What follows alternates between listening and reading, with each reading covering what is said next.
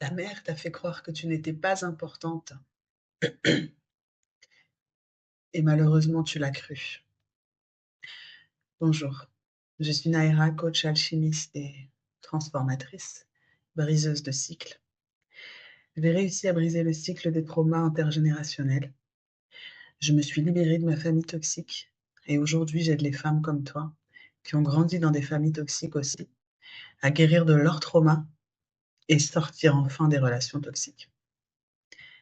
Alors toi là qui m'écoutes, hé hé, je te vois, je te connais. À chaque fois que tu rencontres un mec, au début, il a l'air super, il est gentil, c'est le prince charmant, et cetera, et cetera. Il rentre dans toutes les cases, tous les critères que tu avais donnés et puis il finit toujours à la fin par te trahir, te décevoir, te faire souffrir, se désintéresser de toi ou voire même pire. Alors, ce que peu de femmes réalisent en fait, c'est que ta mère toxique est en train d'empoisonner ta vie amoureuse. Même si tu as pris tes distances physiques, même si tu es à des centaines, voire des milliers de kilomètres d'elle, elle a engrammé à l'intérieur de toi, de par tes années d'enfance finalement, ton vécu avec elle, elle a engrammé des programmes erronés qui attirent, qui font que tu attires des personnes qui vont te faire revivre les mêmes blessures qu'elle a créées, qu'elle a initiées à l'intérieur de toi depuis que tu es toute petite. Alors tu as grandi, aujourd'hui, mère toxique, c'est large. Il y a plein de façons d'être une mère toxique. Aujourd'hui, on va se pencher plus précisément sur la mère négligente. Qu'est-ce que la blessure de négligence? C'est en fait le fait d'avoir grandi avec une mère absente, que ce soit physiquement parce qu'elle travaillait beaucoup ou parce que, malheureusement, peut-être elle était malade, elle était beaucoup hospitalisée. Voilà. Une mère physiquement présente mais absente émotionnellement. Donc avec très peu d'interaction avec toi, qui jouait pas avec toi, qui s'intéressait pas à toi. Hem, une mère qui était peut-être très centrée sur elle-même, certainement peut-être égocentrique, narcissique, centrée sur ses problèmes, son image, ses besoins, sa vie à elle, ses relations, ses copines et cetera. Et aujourd'hui, en fait, avec tout ça, tu es devenue toi cette femme qui donne trop dans tes relations. Amoureuse, amicale, professionnelle. Aujourd'hui, dans cette série, on se fixe sur les relations amoureuses, mais le reste, on y viendra. Donc, tu es cette femme qui donne tout quand tu es en couple, tu donnes tout pour ton conjoint, tu t'oublies dans la relation.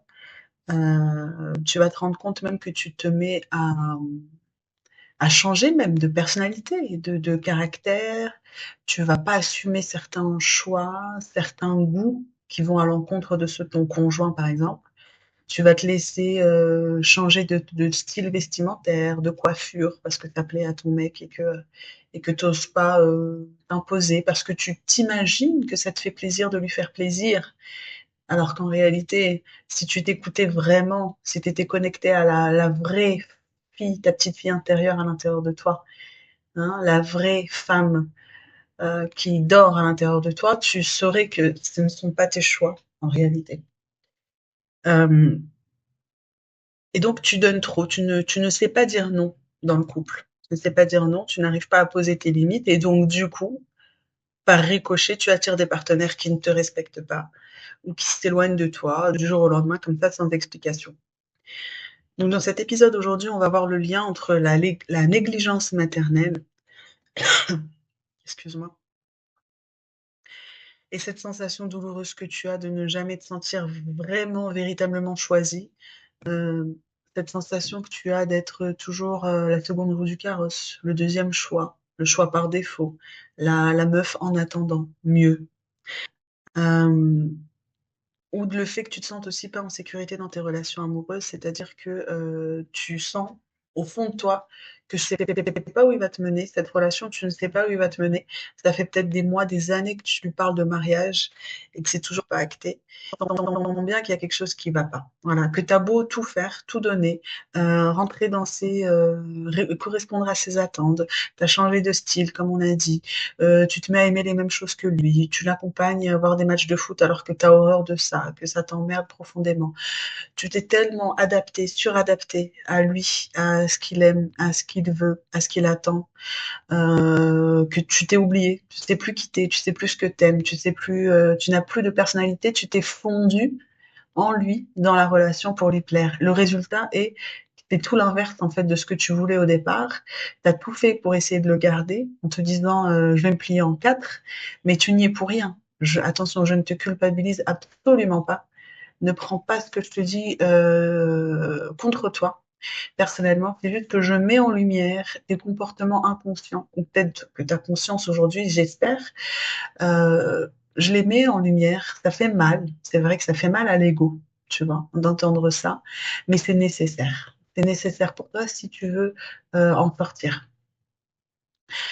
Donc, pour en revenir à la mère négligente, alors ce qui se passe avec ce que vit un enfant qui a une mère négligente, c'est qu'il vit une absence émotionnelle. Donc, comme je t'ai dit, un une absence émotionnelle, ça veut dire qu'il y a pas ce lien émotionnel. Donc, par exemple, tu fais quelque chose dont tu es fier et tu le montres à ta maman, tu as fait un beau dessin, machin, et en face, tu pas de waouh, ta mère qui s'extasie, qui te félicite, qui te dit bravo, qui te prend dans les bras, ou bien tu tombes, t'attends, tu vas cours vers ta mère, tu veux être consolée, tu veux un câlin, tu veux un petit bisou sur le bobo, tu veux qu'elle souffle peut-être sur le bobo et hop, ça va mieux, ça disparaît.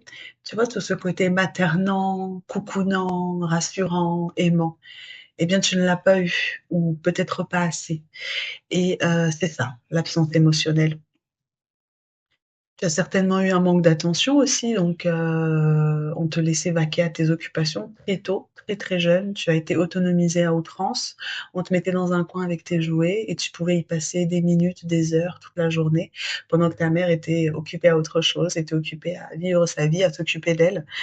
Donc tout ça, ça a créé bien évidemment un manque affectif. On reviendra dessus plus tard, et ça a créé un manque d'attention, bien sûr. Et ça fait que tu t'es senti de trop. Tu as eu l'impression que tu prenais trop de place, que tu dérangeais, que tu n'étais pas la bienvenue ici, qu'il n'y avait pas de place pour toi.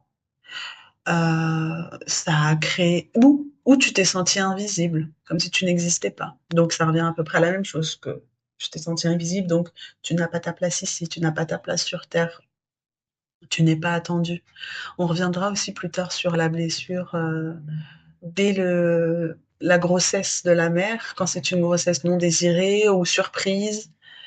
Voilà, moi pour ma part, petit à petit, je te partagerai un peu des bribes de mon vécu, pas pour te raconter ma vie parce que j'ai horreur de ça, mais pour te faire comprendre aussi, pour illustrer mes propos et pour te faire comprendre bah, comment j'en suis arrivée à là aujourd'hui, à pouvoir t'accompagner et aussi comment on peut en guérir surtout.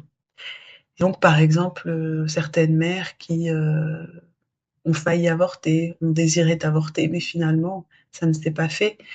Alors si tu crois au divin, etc., c'est parce que sur un plan plus large, tu devais naître, tu avais prévu de naître de toute façon. Et en réalité, il fallait que tu naisses dans ces conditions, mais on en reviendra plus tard, c'est pas le sujet d'aujourd'hui. Donc, ce sentiment d'être trop, d'être invisible, euh, voilà.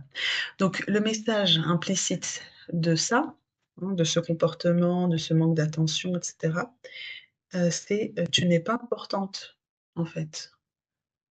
Tu n'es pas importante pour moi, tu n'es pas importante à mes yeux. Donc, on peut, si on continue à développer l'idée, tu n'es pas importante. Bon, si je ne suis pas importante, pourquoi je ne suis pas importante? Si je ne suis pas importante, ça veut dire que je n'ai pas de valeur alors, tu vois? Si je n'ai pas de valeur, bah, je ne peux pas être aimée. Si je ne peux pas être aimée, alors comment est-ce que je peux être en relation de couple?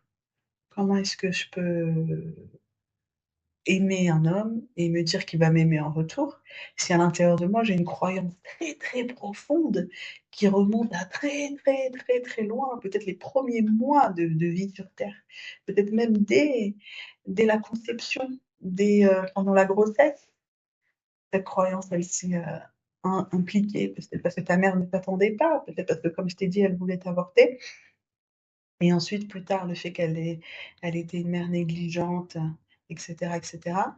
Cette croyance très deep, profondément ancrée en toi que tu n'es pas importante, que tu n'as pas de valeur et donc que tu ne peux pas être aimée.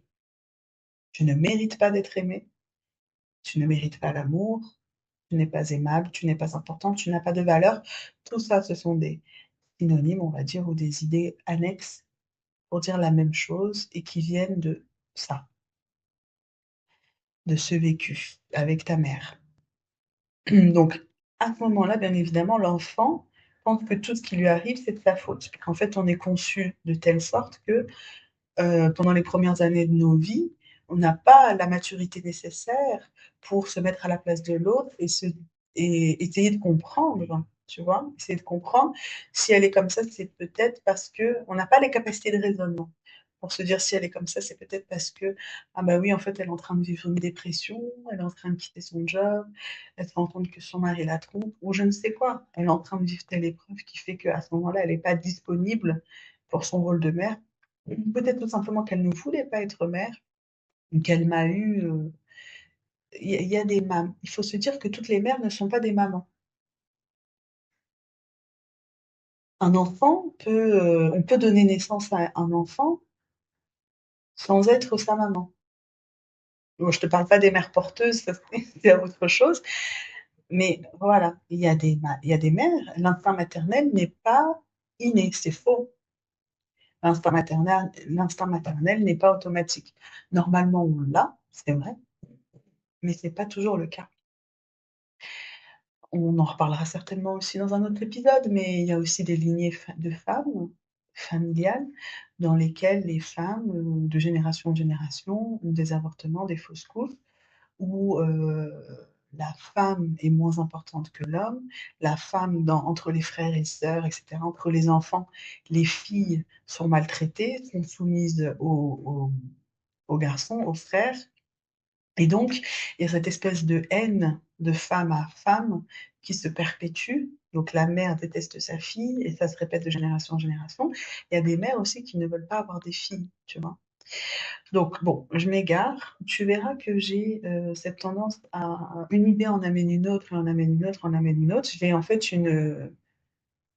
J'ai une capacité de raisonnement en arborescence. Donc je suis au début de mon process avec toi.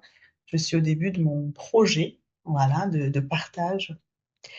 Et donc, au fur et à mesure, je vais me recentrer et j'arriverai à synthétiser. Mais voilà. Donc, on en revient au sujet. L'enfant, comme je t'ai dit, il est égocentré. Il pense que tout vient de lui. Tout ce qui lui arrive dans sa vie, c'est par rapport à lui. Il ne peut pas se mettre à la place de l'autre. C'est psychologiquement, c'est son psychisme qui est comme ça.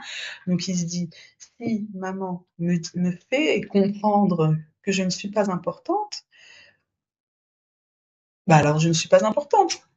Et si maman ne m'accorde pas de temps, ne joue pas avec moi, ne me montre pas de l'amour, bah c'est que je ne suis pas importante, que je n'ai pas de valeur et que je ne suis pas aimable.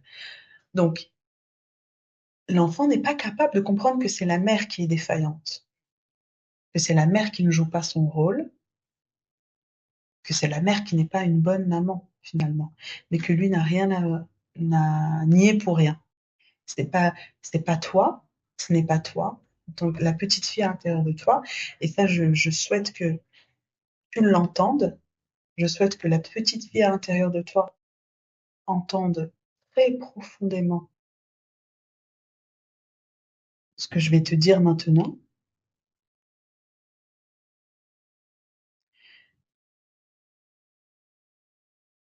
Tu n'y es pour rien si ta maman ne t'a pas donné tout l'amour dont tu avais besoin. Tu n'as rien fait pour mériter d'avoir avoir une maman qui n'était pas présente pour toi. Ce n'est pas de ta faute. Si ta mère n'a pas répondu à tous tes besoins, ce n'est pas de ta faute. Elle est la seule responsable de son comportement. Aucun enfant ne mérite que sa mère ne l'aime pas inconditionnellement, ne lui donne pas tout l'amour, l'attention, la protection dont il a besoin. Aucun enfant sur terre ne mérite ça. Aucun. Aucun, aucun, aucun. Il peut arriver avec 3 têtes, 4 pieds, il peut arriver dans tous les états possibles, il peut être vert, il peut avoir 10 yeux. Même dans tous les cas, dans quelque conditions qu'il arrive, cet enfant, parce qu'il est né, il a le droit de naissance d'être aimé, vu, reconnu, respecté, entendu, et qu'on lui laisse sa place. Tout enfant sur terre, à partir du moment où il naît sur terre, il a sa place. Et les parents, père, mère ou ceux qui s'occupent de l'enfant quand il est né, là où il arrive, ses éducateurs, ses protecteurs, ses gardiens, peu importe, eux ont le devoir de l'aimer, de l'éduquer, de le protéger, de le guider, de remplir. Le rôle des parents, en fait, c'est de remplir la jauge. Tu vois, on arrive sur terre, on a une jauge, je vais pas dire vide parce que moi, d'après mes croyances, quand on arrive sur terre, on est déjà rempli, puisqu'on vient directement de là-haut. On descend directement de Dieu. Donc on est rempli. Mais on va pas rentrer dans ce détail, dans ce débat métaphysique. Mais en tout cas, quand on est en tant qu'humain et qu'on arrive, on est un petit bébé, eh bien, pour notre survie, il en va de notre survie en tant qu'humain, notre partie humaine pour survivre, elle a besoin d'amour, de protection, et cetera. Puisque par définition, un bébé ne peut pas se nourrir lui-même, ne peut pas changer ses couches. Et même au-delà de ça, le lien à l'affection, et cetera, c'est aussi important que de donner le lait et de changer les couches. Voilà, il y a des études, je pense que tu les connais ou peut-être pas, sinon je t'invite à aller les voir où on montre des enfants qui sont placés dans des foyers, etc. On fait des études et certains ont juste les besoins vitaux nécessaires, ce qu'ils considèrent être comme des besoins vitaux. On les nourrit, on leur change la couche et basta. On les laisse toute la journée allongés dans un lit, sans aucune interaction, sans jeu, sans toucher, sans contact physique, sans câlin, etc. On leur pose le biberon, tu sais, sur un coussin et on les laisse se nourrir eux-mêmes et d'autres où bah, on joue, on leur donne le biberon, enfin on les porte pour leur donner le biberon pour les nourrir, etc. Et donc entre ces deux groupes d'enfants, eh bien même âge, même situation, tout pareil. Tu as le groupe qui n'a pas eu de contact et qui a eu vraiment juste le strict minimum vital, eh bien ils grandissent beaucoup moins bien, beaucoup moins vite, ils développent des troubles, euh, des retards, tu vois, des retards de développementaux, etc. Donc, c'est vraiment hyper, voire même, on voit de la dépression du nourrisson, tu vois, des tendances à l'automutilation, voire même pire, quoi, tu vois, l'envie de mourir, clairement. Parce que le lien, l'amour et l'affection sont aussi importants que la nourriture, comme je te l'ai dit. Donc, pour en revenir à notre sujet, donc l'enfant ne comprend pas que c'est la mère qui est défaillante, d'accord? Donc, la petite fille à l'intérieur de toi, elle a internalisé que c'est de sa faute. Ta mère ne s'occupait pas d'elle, la faisait passer au second plan, etc. C'est de ma faute. Euh, voilà. Donc, je ne suis pas assez bien. Alors, qu'est-ce que ça va générer aussi plus tard, ça? Cette croyance de je ne suis pas importante, je ne mérite pas d'être aimée. Ça va générer on va toujours trop en faire pour pouvoir être accepté, parce qu'on se dit que de toute façon, on n'est pas assez bien, en fait. Déjà, de par nature, vu que notre mère, elle nous a fait sentir qu'on n'était pas importante à ses yeux, on se dit qu'on est défaillant, il nous manque quelque chose, donc on va toujours trop en faire, on va trop donner. On va trop donner à nos amis, on va toujours être celle qui dépanne à n'importe quelle heure du jour et de la nuit, qui sait pas dire non, qui rend tous les services. En amour, on va trop donner, tu vois. On va s'occuper de lui comme si c'était la cinquième merveille du monde, comme si c'était notre petit bébé, on va le nourrir, on va trop donner. Parce qu'en fait, on se dit que nous-mêmes, en étant juste nous-mêmes, ça ne suffit pas. Ça ne suffit pas. Donc, on va aller essayer quelque part comme si on achète l'amour, l'attention des autres. Donc, j'aimerais te poser une question maintenant. Est-ce que tu te rappelles d'un moment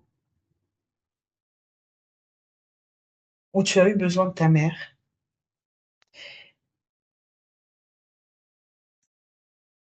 où tu lui as, peut-être que tu as exprimé ce besoin ou peut-être pas, et elle n'a pas répondu à ce besoin. Je t'invite à te connecter à la petite fille à l'intérieur de toi. Tu peux fermer les yeux, tu peux mettre tes mains sur ton cœur et laisser venir ce qui vient. À un moment où tu as eu un besoin, tu as eu besoin de ta mère et qu'elle n'a pas répondu favorablement, elle était peut-être présente physiquement, mais elle t'a ignoré, elle a remis à plus tard, elle a minimisé. Connecte-toi à ça, à ce moment-là.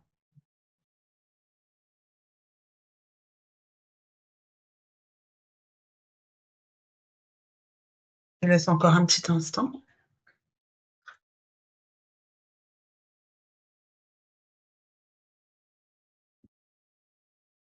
Et quand tu t'es connecté à cette partie-là, déjà, tu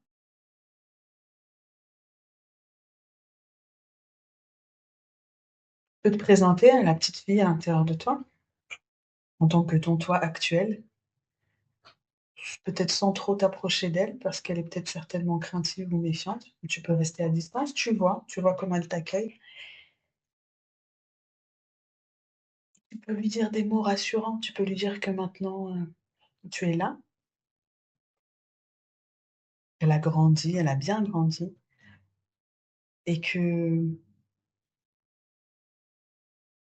elle peut te dire, tu peux lui dire, euh, tu peux toi répondre à ce besoin.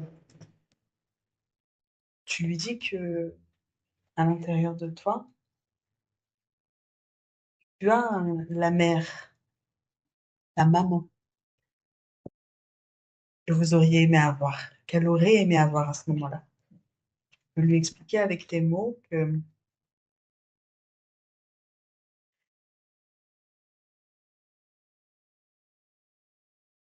maman fait tout ce qu'elle peut, mais qu'elle n'est pas capable d'être la maman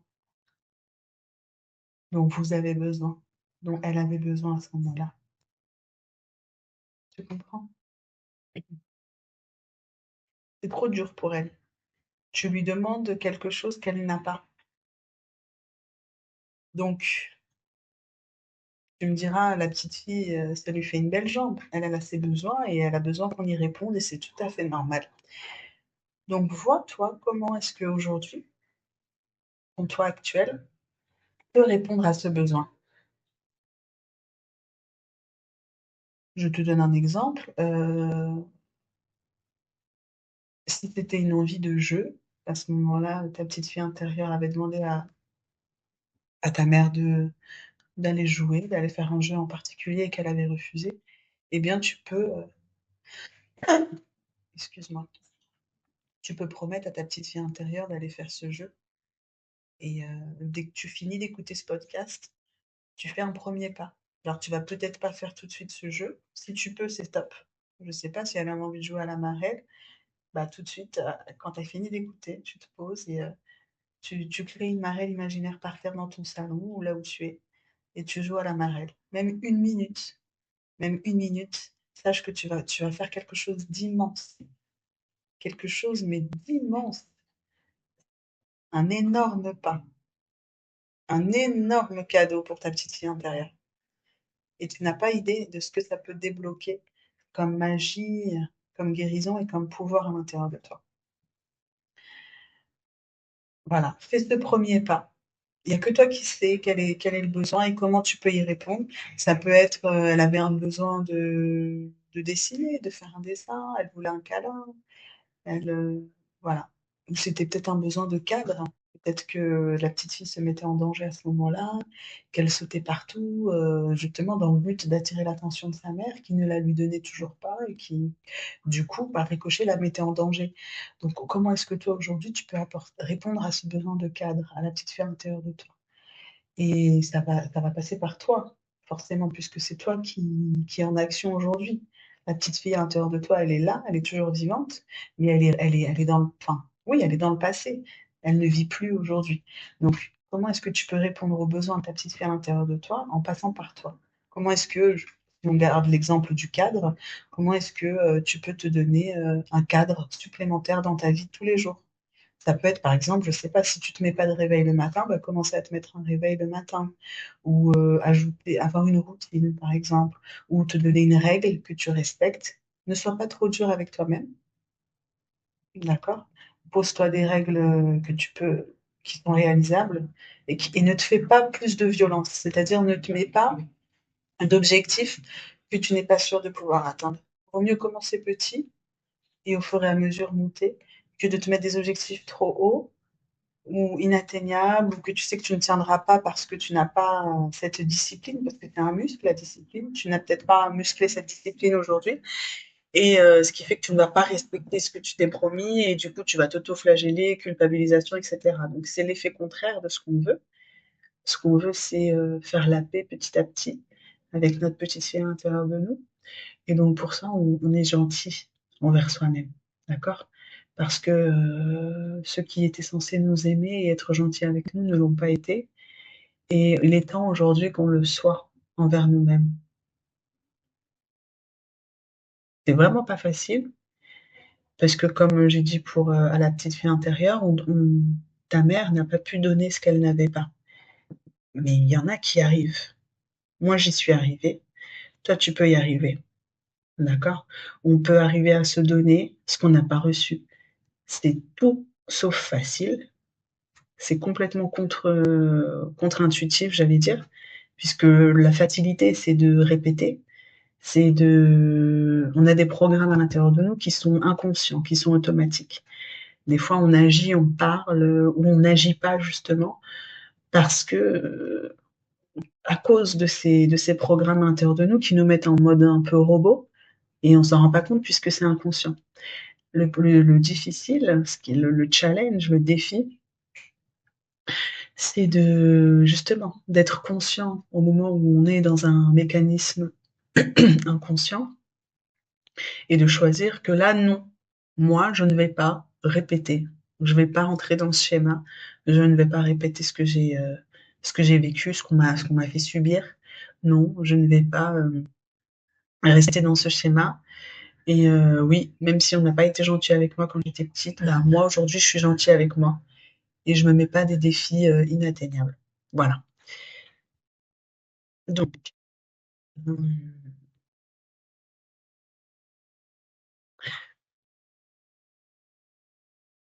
voilà, donc je vais pas voilà, tout ce que j'ai dit, on va pas en revenir dessus, tu vois? Donc ce qu'on a dit, c'est que cette croyance fait que, bah, voilà, ça te crée une fausse identité, donc tu peux aussi devenir la gentille fille, the good girl syndrome, celle qui dit toujours oui, qui sait pas dire non, qui met pas ses limites, qui s'oublie pour exister à travers les autres, qui donne tout trop vite, voilà, qui n'impose pas ses besoins, ne pose pas de limites.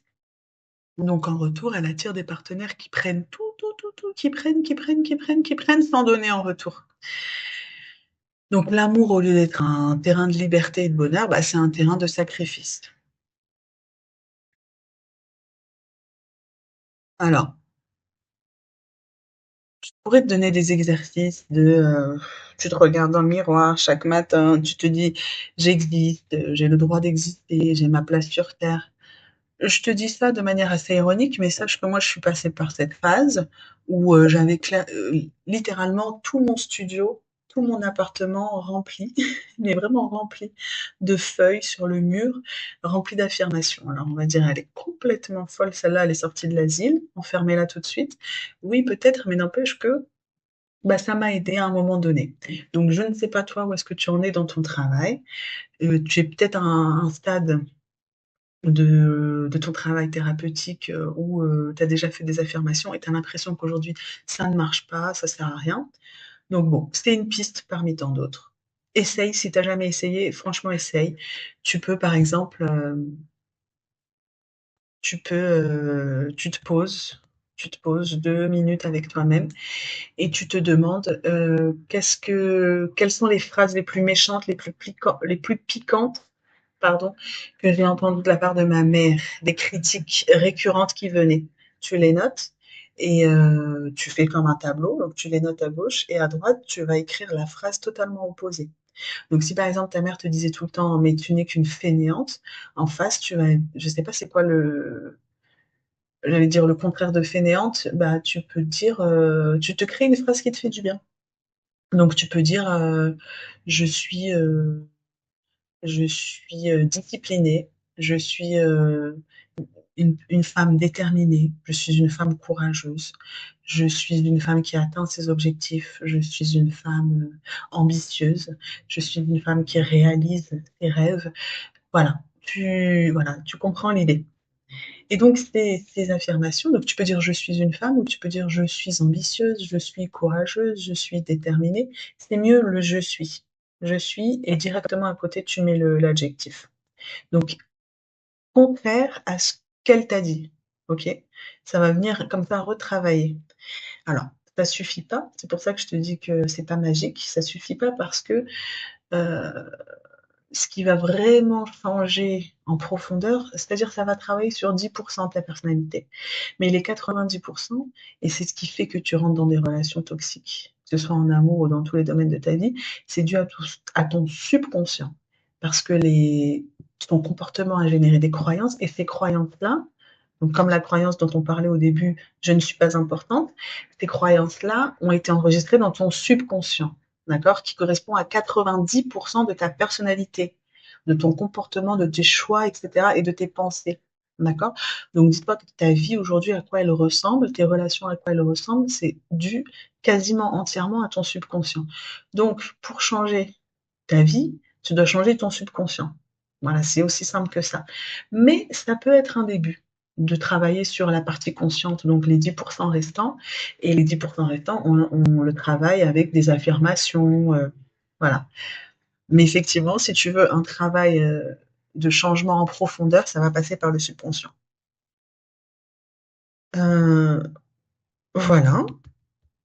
Bon. Donc je pense que on a fait le tour aujourd'hui. J'espère que c'était pas trop brouillon. J'ai l'impression que ça l'était, mais écoute, c'est comme ça. Je ne, comment dirais-je, je ne monterai pas cet épisode. Je ne ferai aucune modification, aucun montage, rien. C'est du brut, c'est de l'authentique.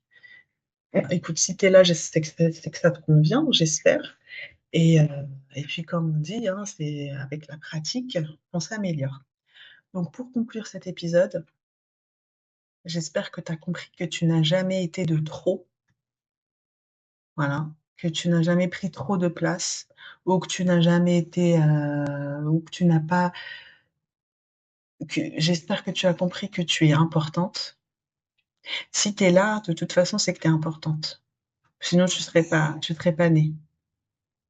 C'est aussi simple que ça. Chaque être humain ici sur Terre, même celui que tu te demandes pourquoi il est là, ben, sache que même lui, il a son rôle. Voilà. Il a son rôle.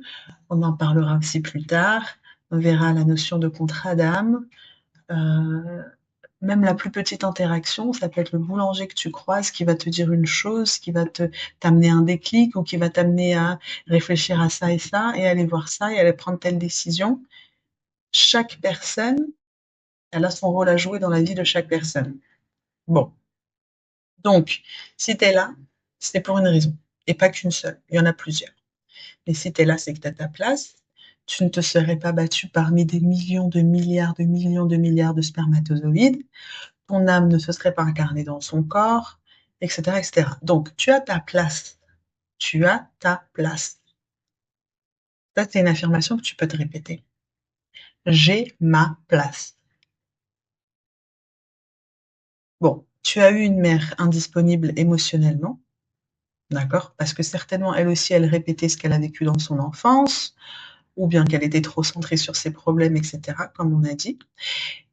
Il faut savoir que d'ailleurs, ce manque d'attention, le fait qu'elle t'ait pas donné assez d'attention, s'accompagne aussi bien souvent, malheureusement, d'un manque d'affection. Et donc, ce manque d'affection a fait que tu as grandi en carence affective. Crois-moi, je sais de tout mon cœur, de toutes mes cellules, à quel point c'est douloureux de manquer d'amour de sa mère. De quémander un petit peu d'attention par-ci par-là, comme si tu as l'impression que tu mendies son amour. Je sais ce que c'est. D'accord? Sache que c'est guérissable et sache que ça change la vie. Quand tu t'es libéré de ça, tu peux pas savoir l'effet transformateur que ça va avoir sur ta vie. Bon, je te le souhaite de tout mon cœur et c'est pour ça que dans le prochain épisode, on va parler de la carence affective, du manque d'affection de ta mère qui a généré la dépendance affective. Comment est-ce que le manque d'affection de ta mère a fait de toi une dépendante affective?